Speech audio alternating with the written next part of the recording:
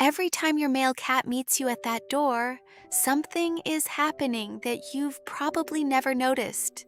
It's not just a hello, it's not even close. Here's the scene. The second your key hits that lock, he's already there. Not stretched out on the laundry basket he's claimed as his own. Not tucked under the kitchen table where the light sits around 2 in the afternoon. At the door, every single time. What do you think that is? He heard the car, he's happy to see you, end of story? Most people think it's that simple. It's not.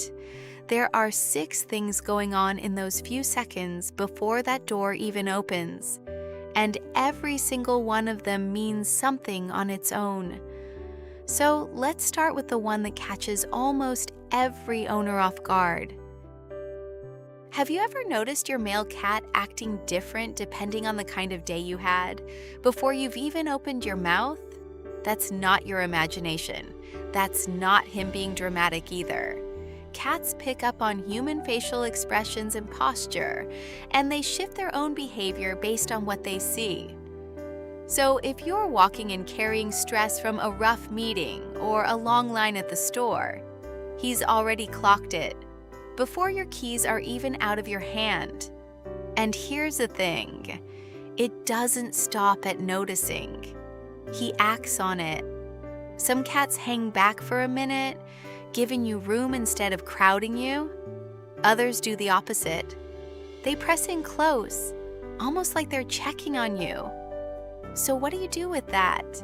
If he's hanging back, let him come to you in his own time. If he's pressing in, that closeness is him offering comfort, not asking for it. Either way, he's already responding to something you haven't even said yet. And that's just the surface. There's a reason he does all of this at that exact door and nowhere else in the house, and we're getting to that.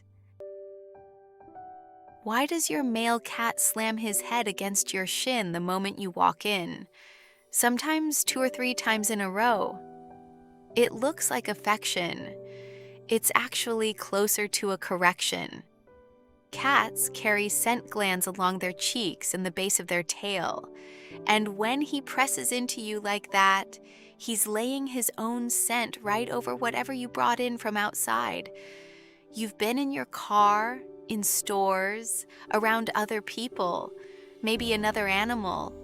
To him, you walk through that door smelling like the outside world, and he's putting his signature back on you. This is a well-documented part of feline psychology, and people who study it call it bunting. So next time he does it, he's not asking to be pet. He's claiming you back.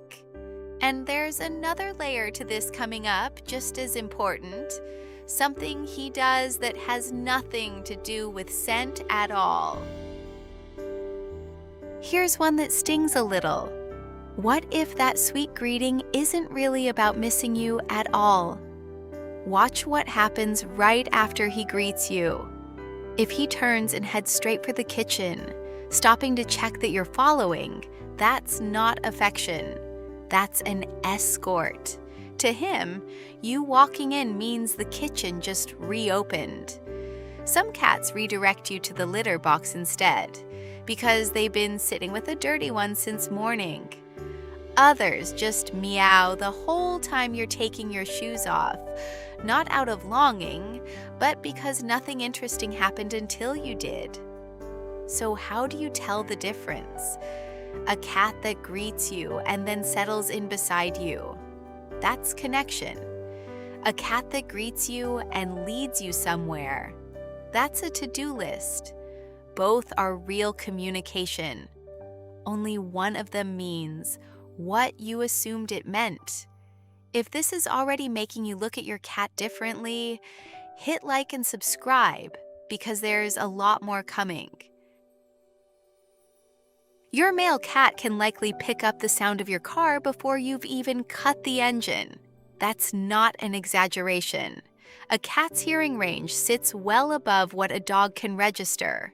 So the rhythm of your engine, your footsteps on the walkway, even your keys jingling, he's filed all of it away. He's not sitting at that door on a whim. He heard you coming. It runs deeper than sound, too. Cats latch onto routine hard. Plenty of them pick up on what time you get up, what time you leave, and almost the exact hour you walk back in. This is one of those cat facts most owners never think about. Cats that live indoors especially tend to get noticeably more restless right around the time their person usually comes home. Here's the part that gets people. On the days you're running late, that greeting sounds different, sharper, more urgent, almost uneasy. Because for the last half hour, he's been sitting there wondering if today broke the pattern. Hold on to that thought, because it connects directly to the real reason behind that door, which we're about to get into. Be honest with yourself here. What's your actual first move when you walk in? Shoes off, phone out, bag on the counter, maybe a shout to whoever else is home. Meanwhile, your male cat is standing right there, looking straight up at you, and you step around him like furniture. This matters more than it seems. A cat doesn't ask twice. When he shows up at that door, he's handing you a small window of connection on his terms. And if you miss it, he notices that too. Not with a tantrum. Quietly.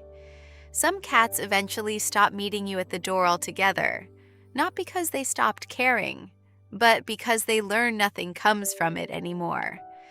The fix is small, almost embarrassingly so.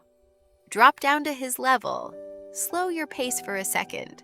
Let him sniff your hand and lean in if he wants to. You don't need a whole production. 10 seconds is enough to keep that door meaning something. And that brings us to the reason he picked that exact spot in the first place. Remember that question from the start?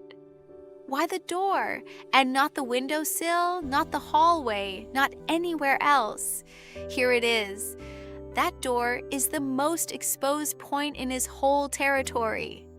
Every strange noise, every unfamiliar smell, everything that could be a threat comes through that single spot.